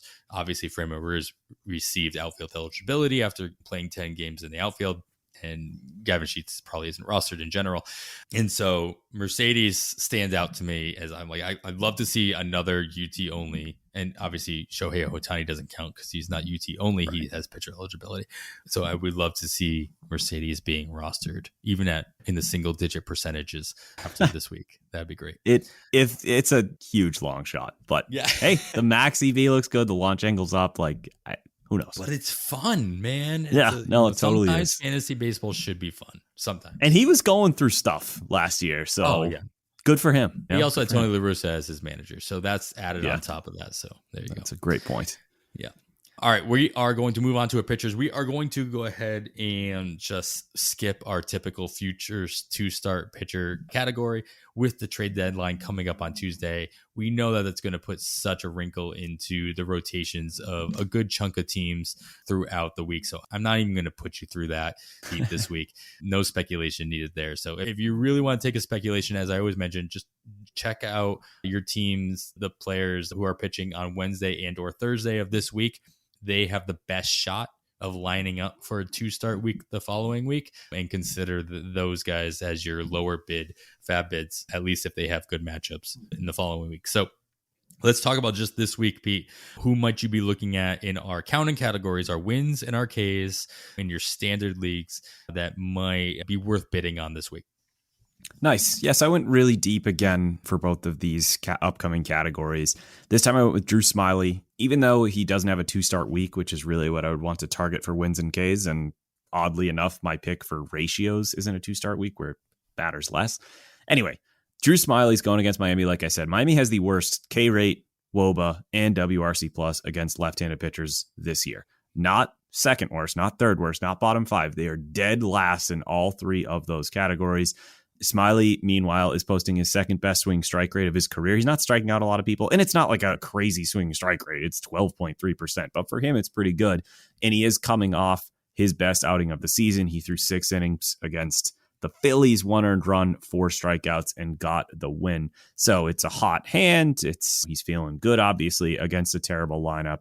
So I think Smyly this week will not only help you in wins and Ks, but probably more likely even in ratios as well. Drew Smyly would be a target for me this week. Nice. I feel like we've talked about Drew Smyly in various degrees a couple times this season, which I was also not expecting. Yeah, definitely not. I'm going to throw out a consideration of Matt Manning, who is scheduled to be joining the Tigers or rejoining the Tigers this coming week as they travel to Minnesota, which means he's not guaranteed to face the Twins, which honestly, I'm hoping he doesn't. The Twins have much better marks than the other option that they might be throwing him out there against. That's Tampa Bay later on in the week. And so if he does ends up being faced off against Tampa Bay, he could be in a actually surprisingly really good spot. Tampa Bay has the 4th worst. Yeah, Tampa Bay has the 4th worst K percentage. AK, the 4th best, I guess, if you're the opposing pitcher since June 1st in all of baseball. They also have a bottom 3rd WOBA in that time as well, regardless of handedness. It doesn't really get much better against righties either. And so this is an opportunity for Manning to get an opportunity to rack up some strikeouts in his first start back. Now, if he does face off in Minnesota, they have much better marks in both categories. And so you could just cross your fingers that he gets held back for that Tampa series, as AJ Hinch hasn't set his rotation for next week yet. But Hinch said really rave remarks about Manning, and especially after his last rehab start, where he went 85 pitches. He got through 5 2/3 scoreless innings down in AAA.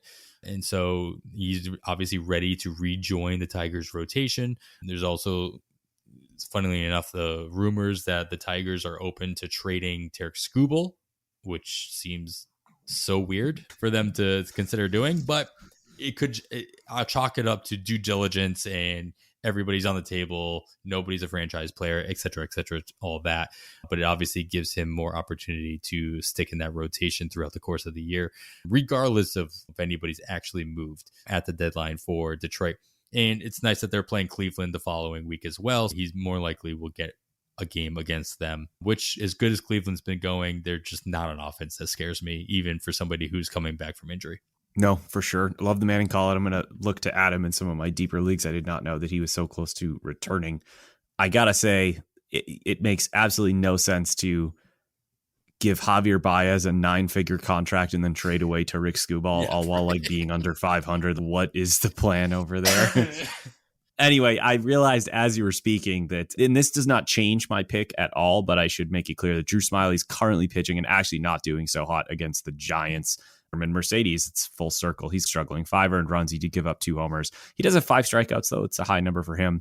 But as bad as I think the Giants offense is, Miami's is currently worse. And like I said, worse against left-handed pitchers. Does not change it. Just wanted to make sure you're listening. If anything, it just keeps the pricing down, which is nice. That's true. Yeah. For those who are struggling with their FAAB budgets.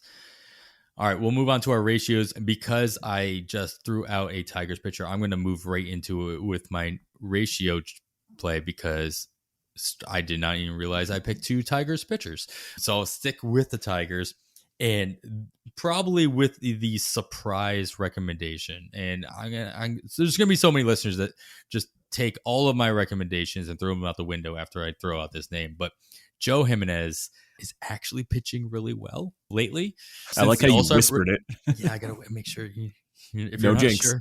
Yeah, it's only been 2 weeks. I get it, but since the All-Star break, he is 7th among all pitchers in K- walk rate at 30.1%. He's seen a lot of use. He's been pitching in 12. He's pitched in 12 out of the Tigers' 28 games in July. And though I get it, Kevin and I will usually tout pitchers, especially relief pitchers that are going multi-innings, so you get as much bang for your buck as far as hitting and chipping away at those ratios.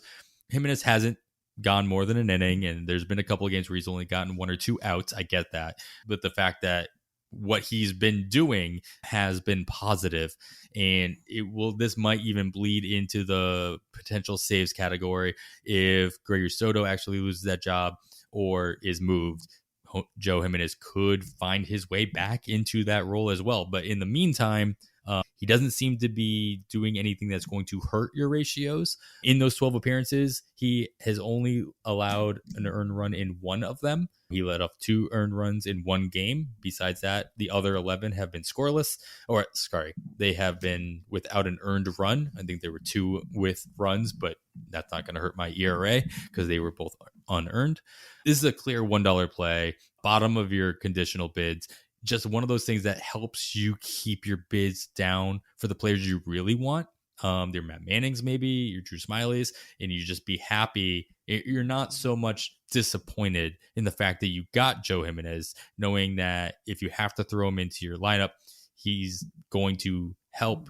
If at the very least, he's not going to hurt you, and it's going to be better than taking a 0. So if you're in a situation where you just can't take a 0 and like you have so many injuries or you have to drop a bunch of guys, and if you don't win any of your bids, you're going to be stuck. Make sure Joe Jimenez is one of those options. Yeah, how can you go wrong with a K rate over 35% and a whip under 1 It's at hard. the very least, Very right there. Also, I just want to be clear in case the listeners pick up on that. That was not me snoring when Adam was talking. That was my dog. I don't know if my microphone picked it up or not. She's on my lap right now, snoring. Not a big fan of Joe Jimenez. I brought up Joe Jimenez. You're like, Yeah. This is a terrible idea. She's only going to get deeper in sleep with my pick then, because I am going to go with Spencer Watkins, who I do not feel passionately about this selection at all. He might have fit better under the wins and Ks, but he doesn't strike anybody out. So do I think he could walk away with 2 wins this week? I do. And maybe for that alone, since wins are so hard to come by, he could be in that category. I did put him here for the ratios, though, because I think within his range of outcomes, there's a world in which this next week he throws like 10 to 11 innings and gives up like 2 to 3 earned runs. I think there's a chance that happens. He has a 2-start week against both teams, the Rangers and the Pirates, who are bottom 5 in WOBA against right-handed pitchers. He's only given up 6 earned runs over his last 28 innings pitched. So that's a 2.14 ERA, hence why I put him here for the ratios. He did get knocked around a little bit, 10 hits, 3 earned runs in his most recent outing. So the Texas one scares me a little bit. The Pirates one, not so much. And who knows, maybe by that Pirates one, Brian Reynolds is gone. I don't know. It seems unlikely, but there's a chance. It's definitely not a reason to pick him up, but it could make you feel a little bit better if it happens. And I just, like, this late in the season, it's hard to get better in the ratios. Like in your roto leagues, especially, like it's hard to move up the standings in the ratios. So you got to roll the dice with some 2-start weeks, and Spencer Watkins is a hot hand right now. If your league counts K per 9, I wouldn't do it. Like I'm in a league that counts strikeouts per 9, and I could see him having 2 great outings, and it ends up hurting you in those formats because he does not strike people out, pitch to contact guy. But based on the matchups, I think he could have a decent week, give you a decent inning pitch total with definitely good ratios, which means he's going to get lit up both times now. Of course. All right, well, let's move that right into our saves category then.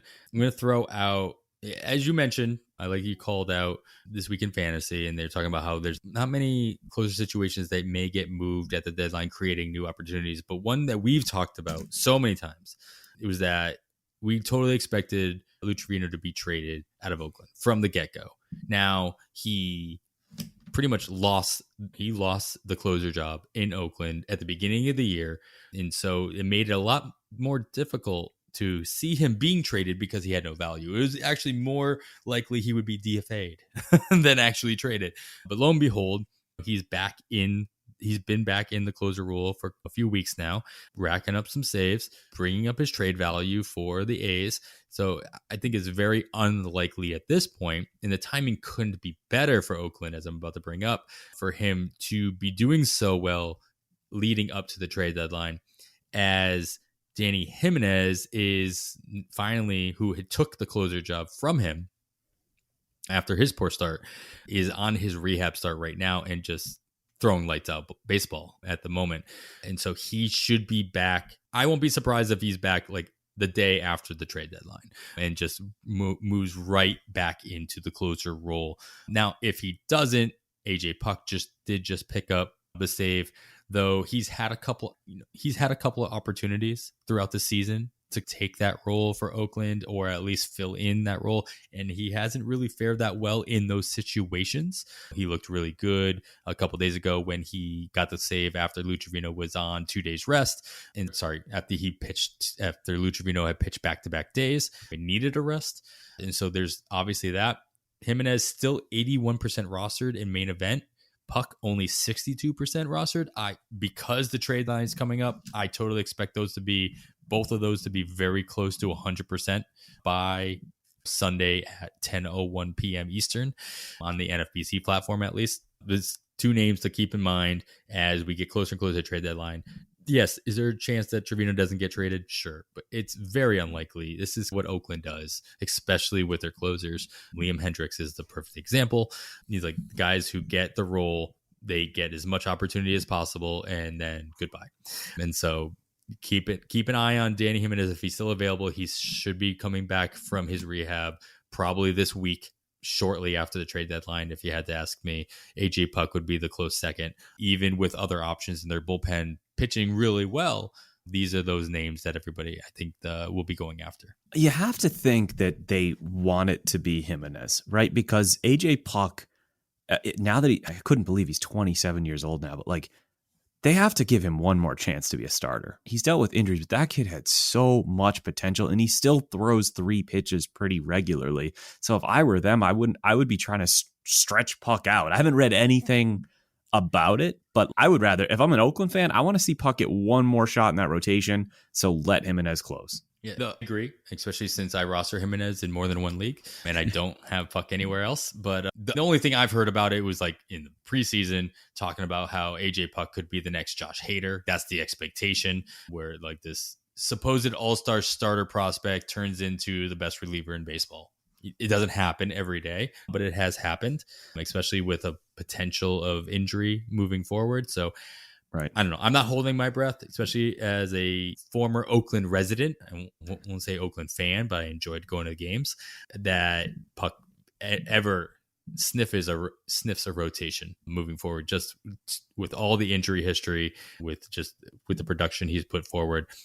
I think he's bound for the bullpen probably for the rest of his career. I hope I'm wrong, but I won't be surprised if he stays in the disappointing. bullpen. I mean, he has been outstanding this year, so maybe it's like, hey, this is the best year of his career. It's not broken, so let's not try to fix it type deal. And I'd respect that. Know way less about the situation than you do. I just, the first thing that I saw is he's still throwing 3 pitches regularly, and that's what you want to see out of a starter, and you see how much potential he had. It's sad if he's all of a sudden turning into an elite reliever, then that's fine too. Yeah, if he is going to stay in that reliever role too, he's still throwing 3 pitches.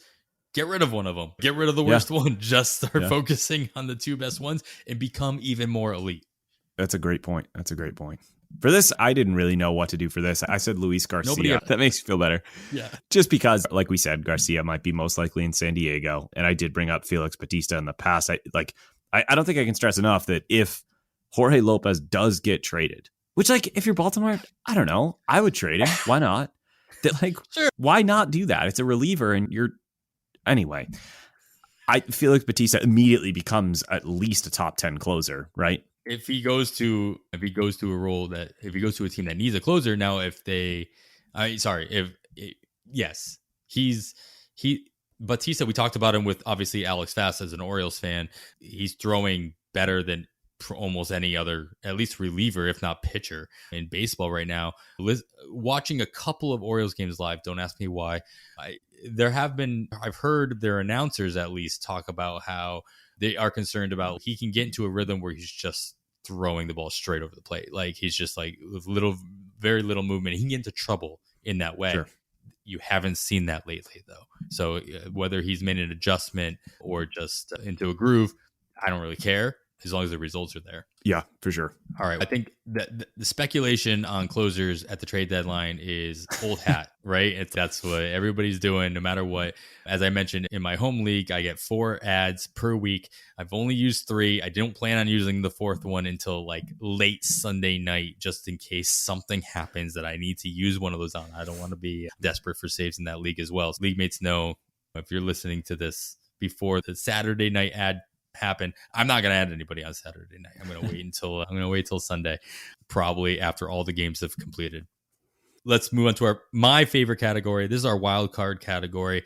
The players that you should be taking very risky, very speculative ads on, whether it's a bench stash, an IL stash, a prospect stash, whatever. This is stashing season through and true. And I'm going to let you close this out on this. So I'm going to just throw out that CJ Abrams has been talked about as the core piece to a possible outlandish Juan Soto trade to San Diego.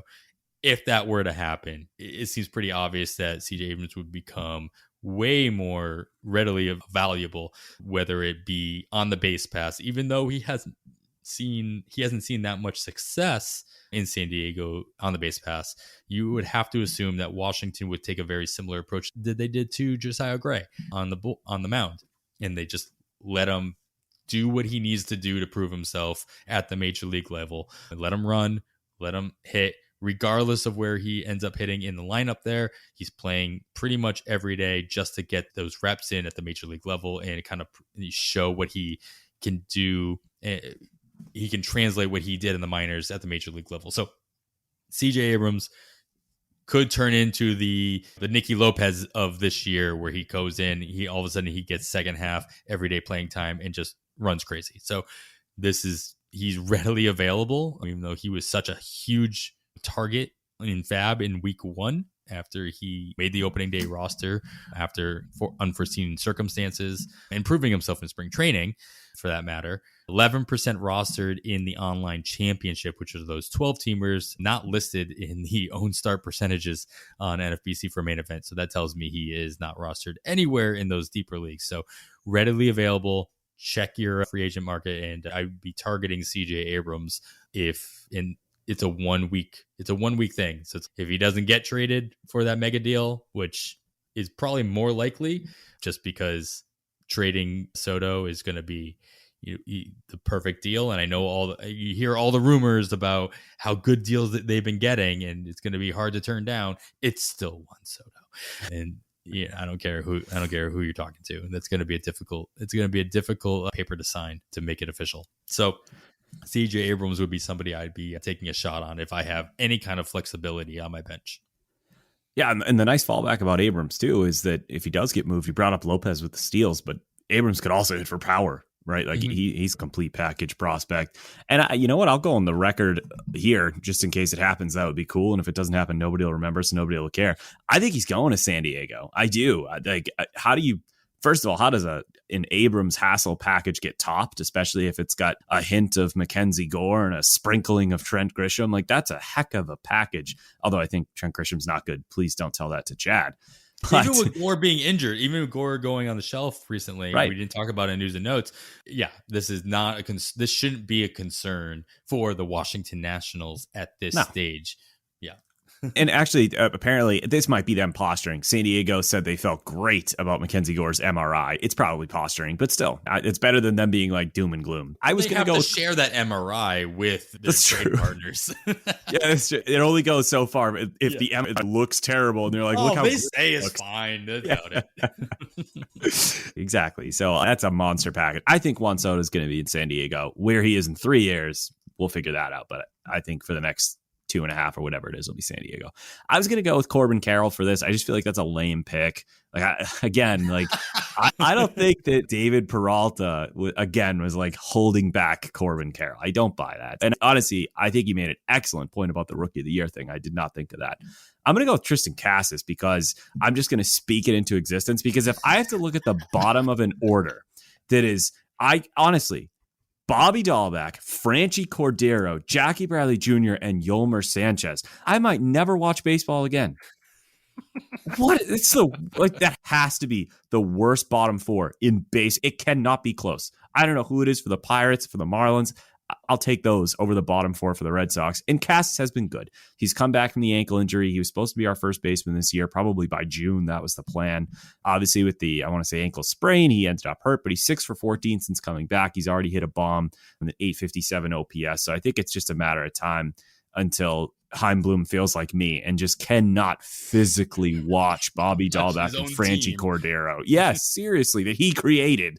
But yeah, Tristan Cassis, obviously, I think is a pretty good speculative ad right now. And Dustin May, if somehow Dustin May is still available in your league because you're in a 10 or 12 teamer, I think he could have a huge impact down the stretch for the Dodgers who need him at this point. Yeah, they'll find ways to eat innings out of somebody else. Dodgeritis is a true thing.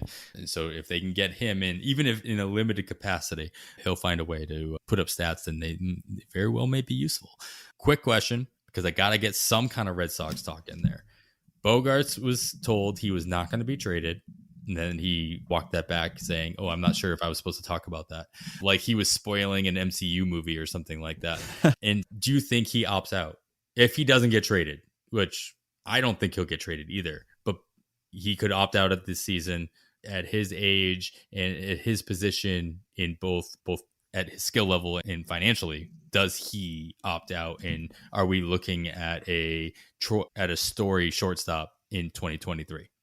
We talked about this a bit on the episode that's coming out on Monday in Keeper Cut. And spoiler, I love Xander Bogaerts. His number will be retired. He will be in the Red Sox Hall of Fame. 2 World Series. Awesome. If he opts out, his number will be retired?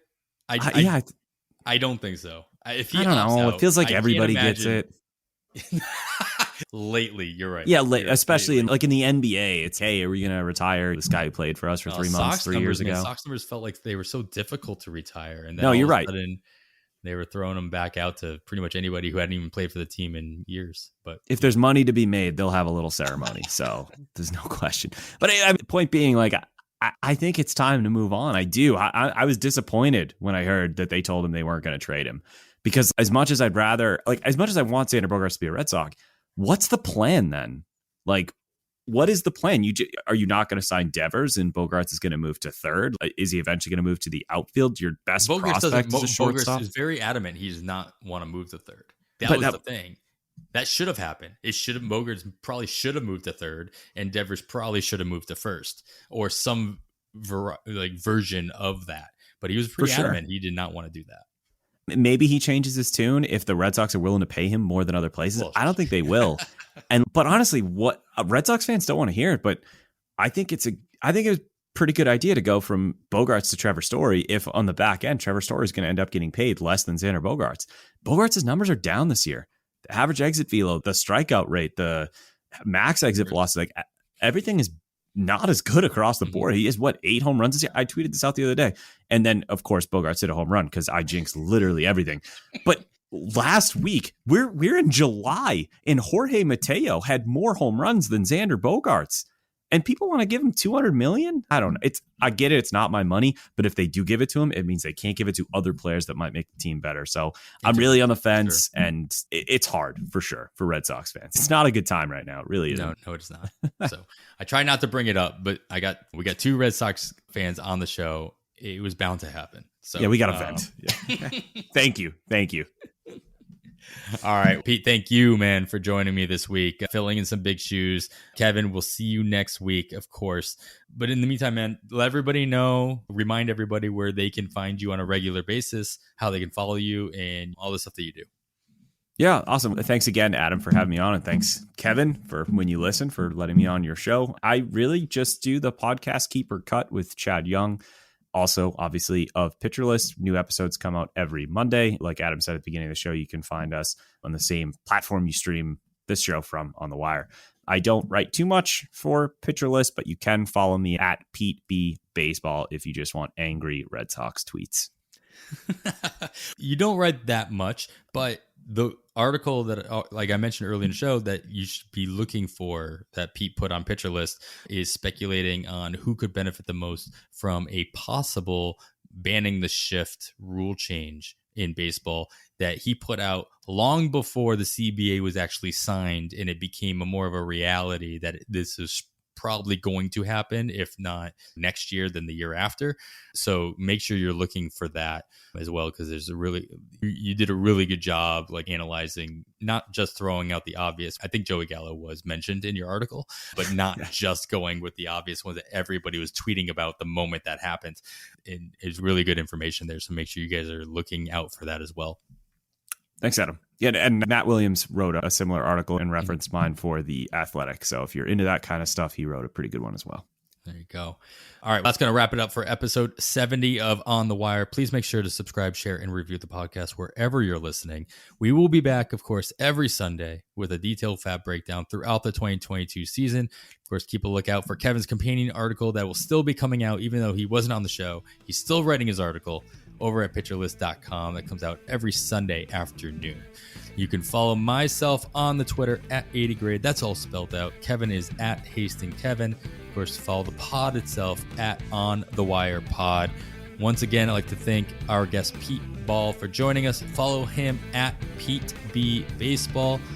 With that, I am Adam Howe. On behalf of Kevin Hastings, thanks for listening. With that, we bid you goodbye. Sometimes your cat can be a mystery, like when they get so attached to certain cardboard boxes.